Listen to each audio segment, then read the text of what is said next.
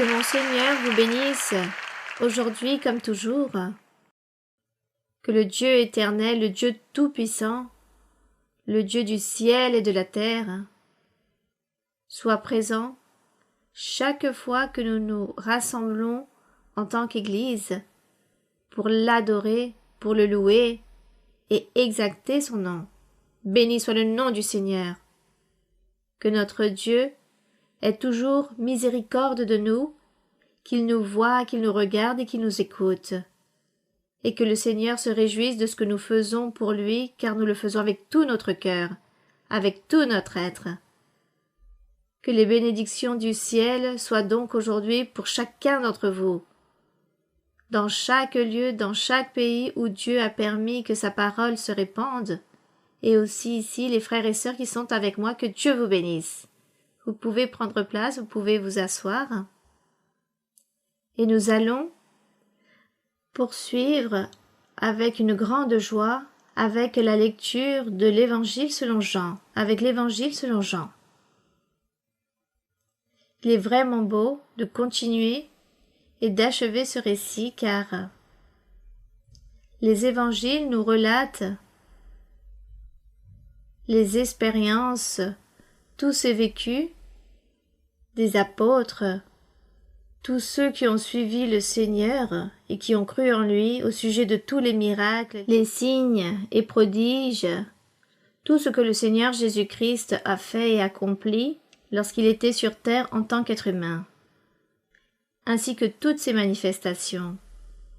Même si tout n'a pas été écrit, certaines choses sont restées peut-être les plus importantes, les plus significatives, mais cela nous suffit pour notre croissance spirituelle, pour comprendre et connaître la voix de notre Dieu. C'est donc avec une grande joie et une grande allégresse, une fois de plus nous sommes ici tous rassemblés, et nous allons lire avec joie et allégresse en sollicitant nos 5 sens. Nous savons que le langage évolue avec le temps. Pourtant, au fond, il ne change pas tant que ça. Le sens reste le même, on exprime juste la même chose avec des mots différents et on le comprend tout autant. Et le Saint-Esprit est toujours avec nous aussi, car il nous aide à comprendre correctement ces merveilleux écrits de la Bible. C'est pourquoi aujourd'hui nous allons donc ouvrir la Bible dans l'Évangile selon Jean chapitre 12. Évangile selon Jean chapitre 12. Et nous allons ainsi poursuivre ce chemin que le Seigneur a tracé il y a plus de 2000 ans. Et aujourd'hui, nous aussi, nous réjouissons de la puissance du Seigneur, ainsi comme toutes ces personnes qui ont joui, nous aussi aujourd'hui, nous jouissons de notre Dieu. Il est donc écrit: 6 jours avant la Pâque, Jésus arriva à Béthanie, où était Lazare, qu'il avait ressuscité des morts. Là, on lui fit un souper. Marthe servait et Lazare était un de ceux qui se trouvaient à table avec lui. Marie, ayant pris un livre d'un parfum de nard, pur de grand prix, oignit les pieds de Jésus, et elle lui essuya les pieds avec ses cheveux. Et la maison fut remplie de l'odeur du parfum. Un de ses disciples, Judas Iscariote, fils de Simon, celui qui devait le livrer, dit: Pourquoi n'a-t-on pas vendu ce parfum 300 deniers pour les donner aux pauvres? Très inquiet, Judas Iscariote avec les pauvres. Mais plutôt disons qu'il avait d'autres pensées et d'autres intentions. Il n'était pas sincère. Puis dans le verset 6, il est écrit: Il disait cela non qu'il se mit en peine des pauvres, car peu lui importait, mais parce qu'il était voleur, et que tenant la bourse, il prenait ce qu'on y mettait. Mais Jésus dit, « Laisse-la. » Il la réprimanda et lui dit que cette femme oignait le Seigneur. C'est pourquoi il lui dit, « Laisse-la garder ce parfum pour le jour de ma sépulture. » Car il était coutume, anciennement, de oindre les personnes, surtout les défunts, et d'accomplir un rituel. Cela se trouve dans Deutéronome chapitre 15 verset 11. Et le Seigneur ici lui disait, « Laisse-la faire cela, car le jour de ma sépulture, elle fera cela, car vous avez toujours les pauvres avec vous. » Le Seigneur leur a dit, « Chaque fois les pauvres sera avec vous, mais vous ne m'avez pas toujours. » Voici ce que le Seigneur disait, et il disait vrai, qu'il n'allait pas être tout temps avec eux. Bien, continuons. Puis il est écrit, une grande multitude de Juifs apprirent que Jésus était à Béthanie, et ils y vinrent non pas seulement à cause de lui, mais aussi pour voir Lazare qu'il avait ressuscité des morts. Les principaux sacrificateurs délibèrent de faire mourir aussi Lazare, parce que beaucoup de Juifs se retiraient d'eux à cause de lui et croyaient en Jésus. Du moins, cela produit de l'allégresse, car il y a eu beaucoup de Juifs qui ont cru en le Seigneur. Verset 12. Le lendemain, une foule nombreuse de gens, venus à la fête ayant entendu dire que Jésus se rendait à Jérusalem, prirent des branches de palmier et allèrent au-devant de lui en criant « Hosanna, béni soit celui qui vient au nom du Seigneur, le roi d'Israël. » Ceci aussi nous le trouvons, car il s'agit d'une prophétie donnée dans les psaumes. Dans les psaumes 118, allons très rapidement au psaume 118 pour voir la prophétie écrite et son accomplissement. Psaume 118, versets 25 et 26. Il est écrit: ce précieux psaume, qui est très important de le lire en entier, mais ici je vais juste lire les versets qui font référence à cet acte que le peuple a accompli là-bas, ceux qui suivaient le Seigneur, car l'histoire raconte qu'ils sont sortis avec des branches de palmier à la rencontre du Seigneur et qu'ils ont crié « Hosanna, béni soit celui qui vient au nom du Seigneur, roi d'Israël », car Dieu leur révélait qu'il était le roi que Dieu avait envoyé pour gouverner le peuple, mais dans un sens spirituel, non physique. Donc, ici dans les psaumes 118, verset 25, il est écrit, mais je vais d'abord lire ici le verset. Bon, ici, il s'agit, dans le verset 19, il s'agit du Seigneur Jésus-Christ où il est écrit « Ouvrez-moi les portes de la justice, j'entrerai, je louerai l'Éternel. » Ces portes, c'est le Seigneur Jésus-Christ. Voici la porte de l'Éternel, c'est par elle qu'entrent les justes. Le Seigneur Jésus-Christ est donc la porte. Et ces psaumes nous enseignent très clairement, lorsqu'il est écrit qu'il s'agit des portes de la justice, ouvrez-les, car je vais y entrer. Il s'agit de la porte où entreront les justes. Gloire au Seigneur. Bien évidemment que c'est Dieu qui nous parle, car nous sommes déjà entrés par cette porte. Gardons-nous de ne pas y sortir. Verset 21. Je te loue parce que tu m'as exaucé, parce que tu m'as sauvé. La pierre qu'ont rejetée ceux qui bâtissaient est devenue la principale de l'angle, c'est-à-dire Jésus-Christ, que le Seigneur Jésus-Christ est donc venu comme une pierre d'achoppement pour le peuple, car les gens n'ont pas cru en lui. Et l'histoire raconte que ceux qui bâtissaient étaient les prophètes de l'ancien temps, les sacrificateurs qui enseignaient la loi et qui la prêchaient au sujet de Jésus-Christ, et c'étaient toutes ces personnes qui bâtissaient. Mais lorsque le Seigneur est venu, ils n'ont pas voulu croire en lui. C'est pourquoi il est écrit « Cette pierre qu'ont rejetée ceux qui bâtissaient est devenue la principale de l'angle, de l'édifice. C'est de l'Éternel que cela est venu, c'est un prodige à nos yeux. » Puis dans le verset 24, il est écrit « C'est ici la journée que l'Éternel a faite. » Il s'agit de la journée que l'Éternel a faite. Et si nous voudrions continuer à faire des recherches dans chaque verset que nous lisons ici, nous aurions besoin de lire beaucoup de versets de la Bible. Au tout début, lorsqu'il est écrit que Dieu créa les cieux et la terre et qu'il y eut un jour, le Seigneur dit qu'il créa la lumière et cette lumière, il l'appela jour. Mais cette lumière n'était pas celle du soleil. Cette lumière était le Seigneur. Et ici, il est dit, il s'agit du jour que créa l'Éternel, lorsqu'il créa la lumière et qu'il l'appela jour. Il est donc écrit ici, c'est ici la journée que l'Éternel a faite, qu'elle soit pour nous un sujet d'allégresse et de joie. Ou en le Seigneur Jésus-Christ. Et dans le verset 25, il est écrit, Ô Éternel, accorde-te le salut, ô Éternel, donne la prospérité. Béni soit celui qui vient au nom de l'Éternel. Nous vous bénissons de la maison de l'Éternel.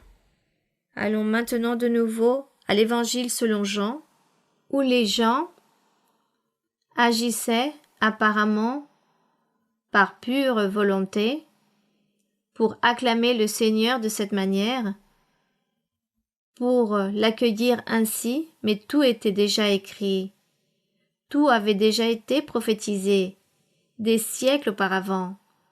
Donc, en revenant ici à l'Évangile selon Jean, dans le chapitre 12, au verset 14, une fois qu'il a été reçu avec des feuilles de palmier, il est écrit « Jésus trouva un ânon et s'assit dessus selon ce qui est écrit. Ne crains point, fille de Sion, voici ton roi vient. Assis sur le petit d'une ânesse. » Mais ce serait beau que vous aussi vous puissiez le lire pour le garder en mémoire. Ne crains point, fille de Sion, voici ton roi vient, assis sur le petit d'une ânesse. Il s'agit d'une prophétie de Zacharie dans le chapitre 9, verset 9. Allons très rapidement à Zacharie, chapitre 9, verset 9, où il est écrit au sujet de cette prophétie. Ici, dans le prophète Zacharie, chapitre 9, verset 9, qui se trouve un peu en arrière de l'Évangile selon Matthieu. Il est écrit, où nous pouvons nous rendre compte aussi que tout était déjà été prophétisé par les prophètes de l'ancien temps au sujet du Seigneur Jésus-Christ, de ce qu'il a été et de ce qu'il est, car il est le même hier et aujourd'hui, et il le sera ainsi, afin de ne pas douter que nous sommes bien en train de marcher dans le chemin correct. Zacharie chapitre 9 verset 9, lisons tous. Sois transportée d'allégresse, fille de Sion, pousse des cris de joie, fille de Jérusalem. Voici ton roi vient à toi, il est juste et victorieux. Il est humble et monté sur un âne, le petit d'une ânesse. Béni soit le Seigneur. Maintenant nous revenons à l'Évangile selon Jean, et lorsque Jésus entra à Jérusalem, cette Jérusalem était Sion, et Dieu leur avait fait de nombreuses promesses, leur disant quel était son peuple, sa ville élue, sa cité sainte. Son temple s'y trouvait, là où il se révélerait. Tout ceci furent des promesses que Dieu avait faites bien avant, et Dieu avait de nombreuses bénédictions pour cette Jérusalem ou pour cette Sion. Et donc le Seigneur ici, lorsqu'il entre dans la ville, on lui fait cet accueil, et il raconte qu'il y avait un âne, qu'il monta sur cet âne, afin que s'accomplisse la prophétie. N'aie pas peur, fille de Sion, voici ton roi vient, monté sur le petit d'une ânesse. Toutes ces choses, les disciples ne comprirent pas. Ils n'avaient pas compris. Car il est écrit, ses disciples ne comprirent pas d'abord ces choses. Mais lorsque Jésus eut été glorifié, ils se souvinrent qu'elles étaient écrites de lui, et qu'il les avait accomplies à son égard. Et tous ceux qui étaient avec Jésus, quand il appela Lazare du sépulcre et le ressuscita des morts, lui rendaient témoignage. Et la foule vint au-devant de lui, parce qu'elle avait appris qu'il avait fait ce miracle. Mais les pharisiens se dirent donc les uns aux autres, « Vous voyez que vous ne gagnez rien? Voici le monde est allé après lui. » Donc, l'histoire raconte que les pharisiens s'inquiétaient parce qu'ils voyaient que le peuple suivait le Seigneur, et cela ne leur convenait pas. C'est pourquoi ils le suivaient aussi pour ainsi l'accuser de quelque chose, d'une certaine faute, afin de pouvoir le livrer en prison. Verset 20. Quelques Grecs, du nombre de ceux qui étaient montés pour adorer pendant la fête, s'adressèrent à Philippe, de Bethsaïda en Galilée, et lui dirent avec instance, « Seigneur, nous voudrions voir Jésus. » Philippe alla le dire à André, puis André et Philippe le dirent à Jésus. Jésus leur répondit, « L'heure est venue où le Fils de l'homme doit être glorifié. En vérité, je vous le dis, si le grain de blé qui est tombé en terre ne meurt, il reste seul, mais s'il meurt, il porte beaucoup de fruits. Celui qui aime sa vie la perdra, et celui qui haït sa vie dans ce monde la conservera pour la vie éternelle. » Le Seigneur leur parlait au sujet de sa mort, et qu'il était nécessaire qu'ils puissent vivre tous ces moments ou cette situation, car c'était la seule façon ainsi pour sauver l'humanité. Les disciples, les gens ne le comprenaient pas, et ne le saisirent pas son message, mais il expliquait cela comment les choses allaient arriver comme lorsqu'une graine est semée, qui semble mourir, mais qui ensuite donne naissance à un petit arbre et pousse et porte du fruit. Et le Seigneur leur dit dans le verset 26, « Si quelqu'un me sert, qu'il me suive, et là où je suis, là aussi sera mon serviteur. Si quelqu'un me sert, le Père l'honorera. » Béni soit le Seigneur, quelle belle promesse, des promesses merveilleuses, ces promesses pour ce temps-là, pour aujourd'hui et pour demain. Nous rendons grâce au Seigneur. Nous devons donc chérir toutes ces paroles, toutes ces phrases, tous ces écrits, toutes ces promesses de Dieu, il faut les chérir, car Dieu n'oublie absolument rien. Il connaît sa parole, il sait ce qu'il promet, ce qu'il dit, et il l'accomplit.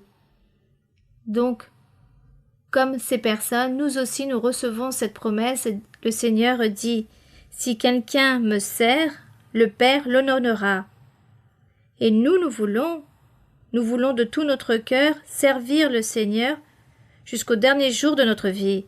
Nous voulons servir le Seigneur.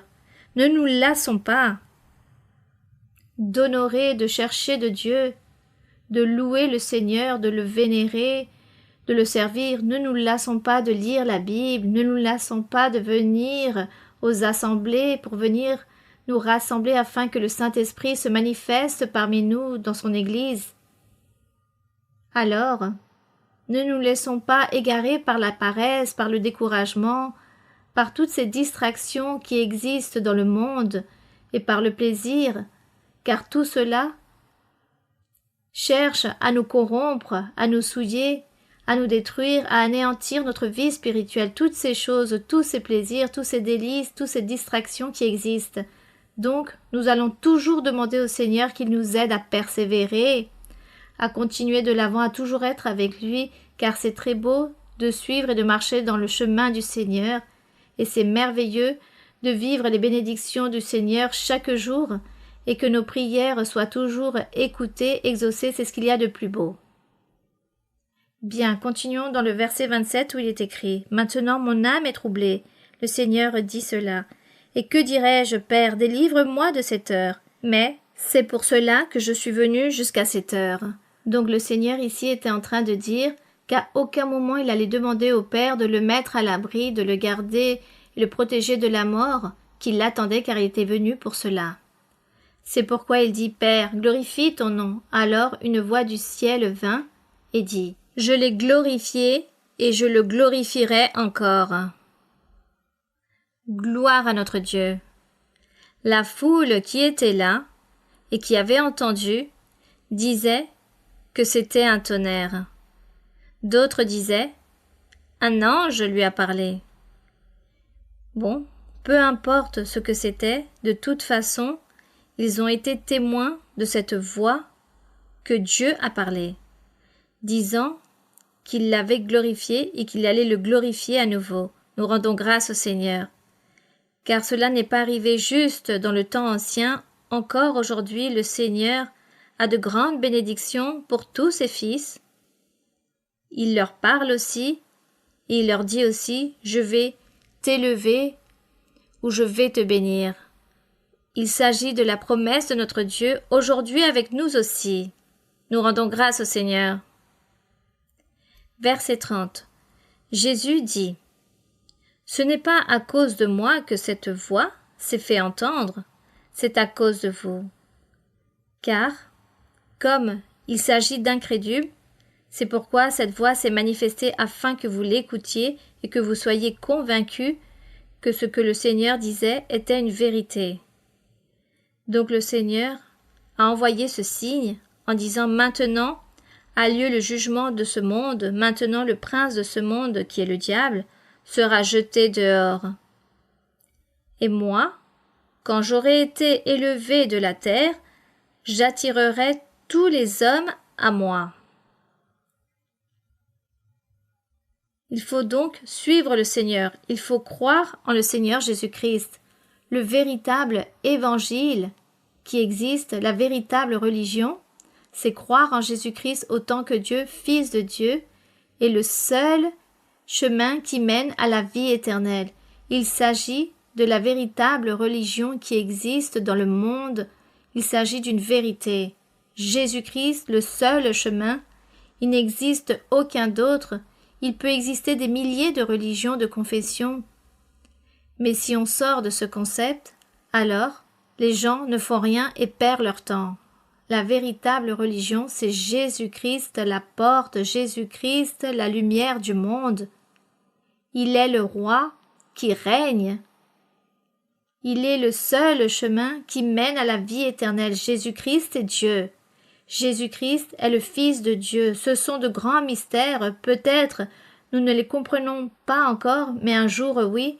Mais Dieu dit « Croyez et ne posez pas de questions. » Et nous croyons au Seigneur sans trop lui demander, sans lui demander pourquoi, et qu'il m'envoie des explications, des théories.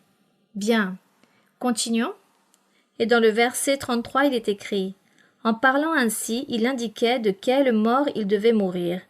La foule lui répondit « Nous avons appris par la loi que le Christ demeure éternellement. » Regardez ce que les gens disaient. Ils lisaient la loi de Moïse. Ils disaient « Nous avons entendu que dans la loi de Moïse, que le Christ demeure éternellement. Comment donc dis-tu ? Il faut que le Fils de l'homme soit élevé. Qui est ce Fils de l'homme ? » Alors ils étaient tous confondus. Ils ne comprenaient pas, mais en même temps, si la loi disait ou dit que le Christ demeure éternellement, un être humain ne peut subsister pour toujours. L'être humain doit obtenir une fin. Alors comment allait-il demeurer éternellement ? Ils n'arrivaient pas à comprendre cela, ce qu'ils lisaient ou ce qu'on leur disait. Mais ici, le Seigneur était en train de leur dire très clairement, en parlant de ce côté spirituel, qu'il allait mourir, mais qu'il allait ressusciter à nouveau, qu'il allait être là, qu'il allait être élevé, monté au ciel pour bénir le reste des personnes. Bien. Donc le Seigneur de toute façon leur dit. Lorsqu'il leur pose cette question, Jésus leur dit « La lumière est encore un peu de temps au milieu de vous. Marchez pendant que vous avez la lumière, afin que les ténèbres ne vous surprennent point. Nous avons déjà appris dans l'enseignement antérieur que marcher dans la lumière, marcher durant le jour, c'est connaître le chemin que nous suivons, où nous allons aller et quel est ce chemin qui est le Seigneur Jésus-Christ, notre Roi. Il est cette lumière et c'est pourquoi nous vivons dans la lumière. Et celui qui marche pendant la nuit, c'est celui qui ignore la parole de Dieu ou qui ignore le véritable chemin qui mène à la vie éternelle. C'est celui qui marche dans les ténèbres ou dans la nuit. Et ici le Seigneur dit qu'il est la lumière et qu'il fallait marcher dans la lumière afin que les ténèbres viennent surprendre personne. Car celui qui marche dans les ténèbres ne sait où il va et trébuchera. Pendant que vous avez la lumière, croyez en la lumière, afin que vous soyez des enfants de lumière. Faisant référence au Seigneur Jésus-Christ. Lui, cette lumière, il fallait donc croire en cette lumière et le suivre cette lumière. Jésus dit ces choses, puis il s'en alla et se cacha loin d'eux. Malgré tant de miracles qu'il avait faits en leur présence, ils ne croyaient pas en lui, et c'est très triste. Car il dit malgré qu'il avait fait tant de prodiges, tant de miracles, tant de manifestations de sa part, les gens ne croyaient pas en lui. Mais le Seigneur dit ceci était nécessaire, ne pas croire, car devait s'accomplir une parole prophétique d'Ésaïe. Car il est écrit afin que s'accomplît la parole qu'Ésaïe le prophète a prononcée. Seigneur, qui a cru à notre prédication, et à qui le bras du Seigneur a-t-il été révélé? Aussi ne pouvaient-ils croire parce que Ésaïe a dit encore. Il a aveuglé leurs yeux, il a endurci leur cœur. De peur qu'ils ne voient des yeux, qu'ils ne comprennent du cœur, qu'ils ne se convertissent et que je ne les guérisse. Et le Seigneur l'avait fait exprès, car Dieu l'avait déjà prophétisé par Ésaïe 53.1. Lisons un passage d'Ésaïe 53.1 pour nous réjouir dans cette prophétie d'il y a des siècles en arrière, qui s'accomplit ici en Jésus-Christ. Cette parole prophétique est en train de s'accomplir. Ici, dans Ésaïe 53, verset 1, il est écrit. Il est donc écrit, chapitre 53, verset 1. Qui a cru à ce qui nous a été annoncé? Qui a reconnu le bras de l'Éternel? Mais j'aimerais que nous lisions quelques versets en arrière pour pouvoir compléter ici, dans le verset 13 ici du chapitre 52, il est écrit « Voici mon serviteur » faisant référence au Seigneur Jésus-Christ. « Voici mon serviteur prospérera, il montera, il s'élèvera bien en haut. » De même qu'il a été pour plusieurs un sujet d'effroi, tant son visage était défiguré, tant son aspect différait de celui des fils de l'homme. De même, il sera pour beaucoup de peuples un sujet de joie. Devant lui, des rois fermeront la bouche, car ils verront ce qui ne leur avait point été raconté, ils apprendront ce qu'ils n'avaient point entendu. Donc, dans le chapitre 53, verset 1. Mais qui a cru à notre parole, à ce qui a été annoncé? Qui a reconnu tout ce que nous sommes en train de prêcher au sujet du Seigneur en parlant de cet évangile? Qui a cru? Qui s'est manifesté? Notre Dieu. Car il est écrit, il s'est élevé devant lui comme une faible plante, comme un rejeton qui sort d'une terre desséchée. Il n'avait ni beauté ni éclat pour attirer nos égards en parlant de ce côté physique, et son aspect n'avait rien pour nous plaire. Donc du côté physique, cela signifiait qu'il n'y avait rien de splendide pour le comparer à un être humain, qu'il s'agissait d'un homme ordinaire quelconque, car il est écrit « Méprisé et abandonné des hommes, homme de douleur et habitué à la souffrance, semblable à celui dont on détourne le visage. » Nous l'avons dédaigné, nous n'avons fait de lui aucun cas. Cependant, ce sont nos souffrances qu'il a portées, c'est de nos douleurs qu'il s'est chargé, et nous l'avons considéré comme puni. Il s'agit de la parole prophétique d'Ésaïe en parlant de la souffrance du serviteur du roi, de cette lumière que Dieu allait envoyer, au sujet du Sauveur que le Seigneur allait envoyer, afin que les personnes puissent être sauvées et que les gens puissent obtenir la vie éternelle. Et ici, dans le livre d'Ésaïe 6:10, allons au chapitre 6 d'Ésaïe. Revenons en arrière ici dans Ésaïe chapitre 6, où se trouve cette parole prophétique au sujet du Seigneur Jésus-Christ. De tout ce que nous lisons dans les évangiles, tout était prophétisé, et tout cela est très intéressant de le lire, afin que nous puissions croire et avoir cette foi, déposer plus de notre assurance en lui. Dans le chapitre 6, verset 10, il est écrit. Verset 8. J'entendis la voix du Seigneur disant, « Qui enverrai-je et qui marchera pour nous ?» Dieu parlait. Je répondis, « Me voici, envoie-moi. » Il dit alors, ce grand prophète, le Sauveur, le grand roi, dit, « Va et dis à ce peuple, vous entendrez et vous ne comprendrez point, vous verrez et vous ne saisirez point. » Rends insensible le cœur de ce peuple, endurcis ses oreilles, c'est-à-dire rends-les sourds et aveugles, et bouche-lui les yeux, pour qu'il ne voie point de ses yeux, n'entende point de ses oreilles, ne comprenne point de son cœur, ne se convertisse point et ne soit point guéri, car ils ne le méritent pas. Ils ne méritent pas qu'il y ait pour eux de la guérison et la bénédiction du ciel, car ils ne croiront pas, car ils ne vont pas croire. C'est pourquoi se trouve ici cette prophétie déjà écrite de ce qui allait se produire. Combien de miracles et prodiges a réalisé le Seigneur, des milliers de miracles et prodiges. Et les gens n'ont pas cru en le Seigneur, les gens n'ont pas accepté sa parole.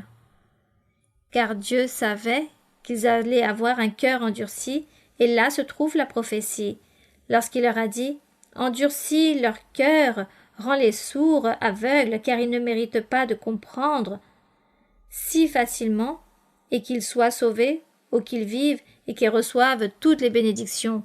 Ils ne le méritent pas, car ils ont un cœur endurci, ils ne vont pas croire. » Donc le Seigneur a envoyé cette parole prophétique, et les choses se sont accomplies ainsi. Allons de nouveau à l'Évangile selon Jean maintenant, et nous voyons ici que réellement les choses se sont produites ainsi. Je vais revenir ici où il est écrit que le Seigneur a parlé de toutes ces choses. C'est pourquoi, malgré qu'il avait fait tant de miracles devant eux, les gens ne croyaient pas. Et ainsi s'est accompli ici, il est écrit dans le verset 38, s'est accomplie cette parole d'Ésaïe le prophète. Qui a cru en notre prédication, le Seigneur? Personne. Et à qui le bras du Seigneur a-t-il été révélé? C'est pourquoi personne ne pouvait y croire, et dans le verset 40, il est écrit « Il a aveuglé leurs yeux, il a endurci leur cœur, de peur qu'ils ne voient des yeux, qu'ils ne comprennent du cœur, qu'ils ne convertissent, et qu'ils ne guérissent, car ils ne méritaient pas toutes ces bénédictions. » Verset 41. Ésaïe dit ces choses lorsqu'il vit sa gloire et qu'il parla de lui. Voici ce qu'a fait le Seigneur. Tout cela était écrit, et toutes ces choses se sont produites à cause de l'endurcissement de l'être. Donc aujourd'hui, gardons-nous aussi de ne pas être rebelles, de ne pas être obstinés, car parfois viennent beaucoup de personnes à l'assemblée, beaucoup de gens viennent à l'église, mais non tous ont disposé leur cœur pour suivre la voie de Dieu, pour plaire à notre Dieu. Les gens viennent parce que les gens aiment la prophétie, Car les gens disent c'est très beau lorsque je reçois la prophétie, je vais à l'église pour qu'on me donne la prophétie, voir ce que Dieu va me dire. Je vais voir si cette semaine je vais prospérer et si le mois prochain je vais voyager ou si tout va aller bien dans mes affaires. Oui, je vais aller à l'église, voir si on va me prophétiser, si Dieu va me dire si je vais me marier, si je vais former un foyer, si je vais être heureux, si je vais recevoir de l'argent, si je vais voyager, si je vais acheter, vendre. Je vais pour écouter la prophétie, car la prophétie est très belle et les gens cherchent la prophétie, mais leur cœur est très loin de Dieu. Il y a beaucoup dont le cœur est très loin de Dieu. Et on observe la folie, la rébellion, l'obstination, le mécontentement, l'incompréhension. Les gens ne comprennent pas la voix du Seigneur. Certains ne s'efforcent pas, je parle de certains. Et les gens ne cherchent pas à s'efforcer pour plaire à Dieu et se convertir à Dieu. Mais les gens persistent dans leur vie de péché. Je vois beaucoup de personnes et je connais beaucoup de personnes qui vont à l'église, qui mènent beaucoup d'années dans l'église, beaucoup d'années. Et les gens ne se convertissent pas à Dieu. Les gens continuent à vivre leur vie remplie de péché. Les gens continuent à mentir, à tromper. Certains persistent dans leur escroquerie ou sont envieux, ou persistent dans leur murmuration, à critiquer les autres. Les gens sont avides, cupides, envieux, rancuniers. Les gens ne pensent qu'au bien matériel, à l'acquisition de telle ou telle chose. Les gens vont à l'église en espérant que Dieu leur dise ce qu'ils veulent, ce qu'ils désirent. Les gens cherchent leur propre intérêt et le cœur de ces personnes détournées de Dieu, loin de Dieu. Eh bien, à ces personnes, je leur recommande, je leur conseille de réfléchir, d'examiner leurs défauts, de regarder tous leurs fautes, car il s'agit de péchés. Il s'agit de certains que j'ai mentionnés, ceux qui souillent plus l'âme spirituelle, la vie spirituelle. Et tous ces péchés, parfois les gens disent non, mais je ne tue pas, je ne vole pas, je ne commets pas d'adultère, je ne suis pas en train de voler ou tuer ou réaliser un homicide, je fais rien de cela. Mais les gens pensent qu'il ne s'agit que de ces péchés. Mais tout cela au sujet du ressentiment, l'envie, la colère, la cupidité, le mensonge, de mentir aux autres, mentir à sa propre famille, à ses propres proches, à ses amis. Même s'il s'agit d'un tout petit mensonge insignifiant, il peut blesser et peut affecter. Cela affecte et blesse. Alors, la personne pense qu'il s'agit de certaines bêtises. Tout cela l'éloigne de Dieu. Et ensuite la personne dit « Mais je veux recevoir le Saint-Esprit, je veux recevoir les dons spirituels. » Mais si la personne ne se répand pas, ne s'efforce pas vraiment d'abandonner tous ces petits péchés, les plus insignifiants en apparence que vous pensez que cela ne détruit pas, eh bien il s'agit de ceux qui blessent le plus, qui nuisent le plus. Tous ces péchés séparent la personne de Dieu, de la présence de Dieu. Autrement dit, Dieu s'éloigne et Dieu commence à ignorer ces personnes. Dieu les ignore, et sûrement Dieu, par amour et par miséricorde, leur parle par la prophétie et leur dit quelque chose. Car Dieu est miséricordieux, et leur dit « Regarde, examine-toi, mets-toi à jour, ouvre ton cœur, dispose-toi pour moi, voici ce que le Seigneur pourra dire. » Et la personne cherche ses propres biens matériels. Ses propres biens matériels de la vie, et les personnes se préoccupent pour cela. Et ensuite, il y a des gens que je connais qui se lamentent durant tant d'années, qui disent ne pas avoir reçu le Saint-Esprit et se demandent pourquoi. Parce que la personne n'a jamais été concentrée, n'a jamais eu un cœur pur. Le cœur est rempli de tâches, son cœur est souillé, préoccupé sur d'autres choses. Peut-être la personne est orgueilleuse, remplie de vanité. Et dans cette vanité, cet orgueil, dans cette présomption, elle prétend être et posséder ce qu'elle n'a pas. La personne pense savoir plus que les autres, comprendre mieux que les autres. Bon, il s'agit de tant de choses qui nous séparent de notre Dieu et qui nous empêchent que Dieu nous bénisse ou que Dieu puisse nous donner son soutien ou nous accorder les dons spirituels. Parce que nous voulons tous servir le Seigneur. Je pense que vous tous vous aspirez être évangélistes, prophètes. Vous voulez servir le Seigneur, être docteur, doctoresse de la parole. Et tout cela est très beau, mais il faut avoir un cœur pur. Il faut lire ces psaumes où il est écrit « Seigneur, qui sera devant toi? Qui sera dans ce lieu saint? Qui va demeurer avec toi ?» Et le Seigneur répondra « Celui qui a les mains pures et un cœur innocent. » Que la personne ne soit pas remplie de vanité. Bon, tant de choses. Là se trouve la parole, et nous apprenons comment vivre une vie sainte et droite devant Dieu. Voulez-vous triompher dans la vie? Voulez-vous être heureux? Alors, soyez sincères et renoncez à l'arrogance. Soyez miséricordieux, soyez humbles, simples. Ne soyez pas orgueilleux. Renoncez à la vanité. Les gens parfois disent « Je ne sais pas qu'est-ce que l'orgueil, je ne suis pas ainsi, je suis la personne la plus humble. » Les gens pensent ainsi. Les gens confondent la pauvreté avec l'humilité. La pauvreté, ce n'est pas l'humilité. La pauvreté, c'est quelque chose de matériel, c'est un manque d'argent, ce n'est pas être humble. Je connais beaucoup de personnes qui n'ont pas d'argent, qui sont très pauvres, très malheureux, mais très orgueilleux. Alors, nous devons renoncer à toutes ces choses afin que Dieu puisse vivre avec nous, afin que réellement s'accomplisse véritablement ici, que nous ne vivons pas tous ces versets où Dieu a châtié tout ce peuple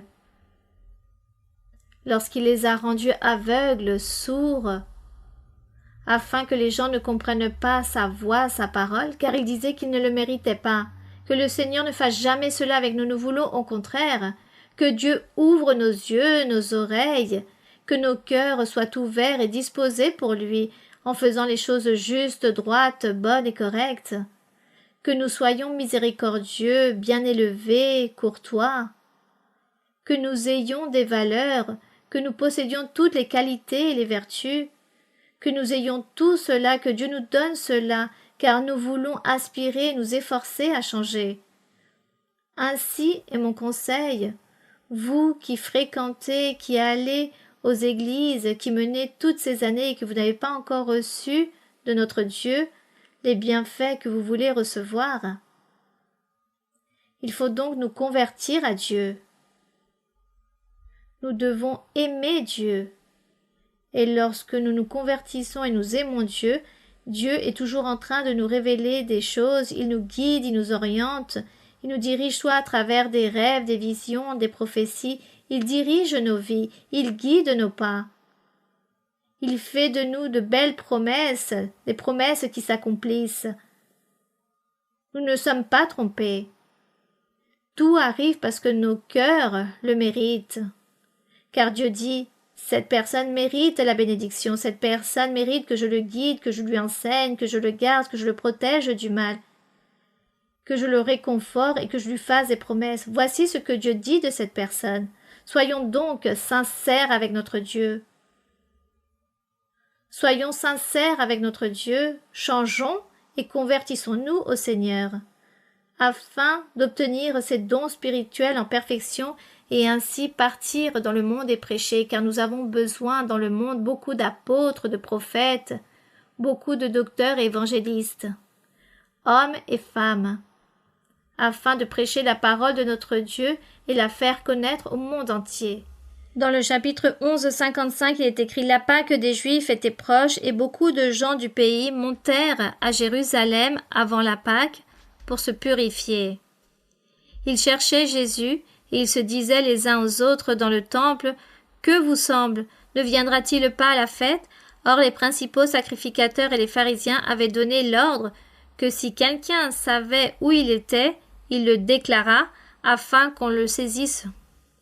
Donc, ils interdisaient aux gens de croire en le Seigneur, de suivre le Seigneur, mais de toute façon, le Seigneur faisait quoi? Il réalisait son œuvre, il l'accomplissait.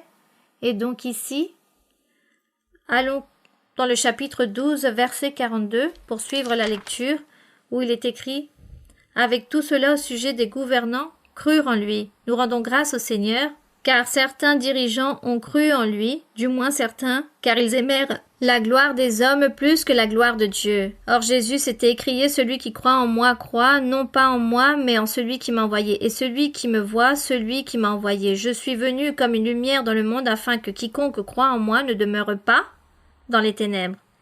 Si quelqu'un entend mes paroles et ne les garde point, ce n'est pas à moi qui le juge, car je suis venu non pour juger le monde, mais pour sauver le monde. Celui qui me rejette et qui ne reçoit pas mes paroles à son juge, la parole que j'ai annoncée, c'est elle qui le jugera au dernier jour. Car je n'ai point parlé de moi-même, mais le Père qui m'a envoyé m'a prescrit lui-même ce que je dois dire et annoncer. Et je sais que son commandement est la vie éternelle, c'est pourquoi les choses que je dis, je les dis comme le Père me les a dites. Le Seigneur a donc voulu convaincre les personnes, les persuader, malgré de leur incrédulité, malgré de leurs pensées confuses. Le Seigneur essayait toujours de parler au peuple comme Dieu le fait aujourd'hui avec nous. Il se remplit toujours de patience. Nous avons vécu ces expériences, que même en décevant le Seigneur, Dieu nous parle avec amour, avec miséricorde, il nous fait des promesses, il nous réconforte, il nous console. Alors n'allons pas décevoir le Seigneur, au contraire, soyons courageux et implorons au Seigneur qu'il nous aide. Et les personnes à qui je me suis adressée, qui ne sont pas encore converties, persévérez, continuez à lutter, forcez-vous. Car si vous le faites ainsi, Dieu dans sa miséricorde, dans son amour, vous aidera. Il vous aidera à changer et à devenir un véritable homme de Dieu, une femme de Dieu. Donc, que le Seigneur vous bénisse tous et que Dieu soit toujours avec chacun d'entre nous aujourd'hui et pour toujours. Nous allons donc prier. Nous allons prier notre Dieu. Béni soit notre Père saint, béni soit notre Dieu tout-puissant. Père de notre Seigneur Jésus-Christ, notre véritable Dieu, notre Dieu qui a créé les cieux et la terre, notre Dieu qui a créé l'univers. Seigneur, tu règnes, et c'est toi, Seigneur, qui accomplis toutes les choses dans le monde, sur cette planète, non seulement sur la planète, mais dans tout l'univers. Seigneur, tu es celui qui gouverne, et que ta sainte volonté s'accomplit toujours. Rien ne se fait sans ta volonté. Donc, mon Père saint, nous te supplions que ta sainte volonté soit sur chacun d'entre nous, pour que tu nous bénisses, pour que tu nous libères, pour que tu nous purifies, pour que tu nous transformes, pour que tu ôtes de nous tous ces liens, toutes ces entraves, toutes ces chaînes diaboliques, que tu détruises et brises toute chaîne, tout lien, mon Seigneur. Étends ta main toute-puissante et réprimande toute sorcellerie, toute malédiction que le diable a voulu envoyer à beaucoup de personnes, à chacun d'entre nous. Le diable a voulu toujours nous persécuter en réalisant tout ce mal depuis bien longtemps, depuis des siècles en arrière. Mais toi, Seigneur, tu es notre libérateur, tu es notre divin médecin, mon Père saint. Étends ta main qui guérit aussi. Ôte toute maladie, toutes les infirmités, enlève toute souffrance, toute douleur, bénis chaque personne, bénis chaque être qui te prie, qui te supplie, qui te demande une guérison. Pour une maladie, Seigneur, car ils veulent guérir. Guéris, Seigneur, car ainsi est ta puissance, Seigneur, aussi.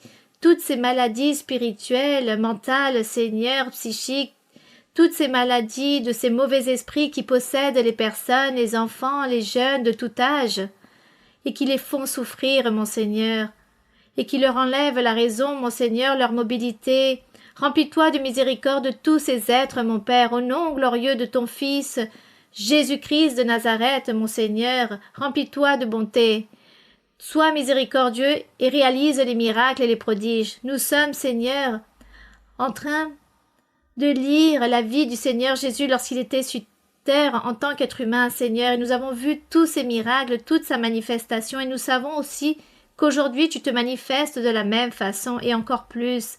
Tes manifestations ont été plus puissantes encore aujourd'hui, plus grandes, car ainsi nous l'avons constaté, mon Père Saint.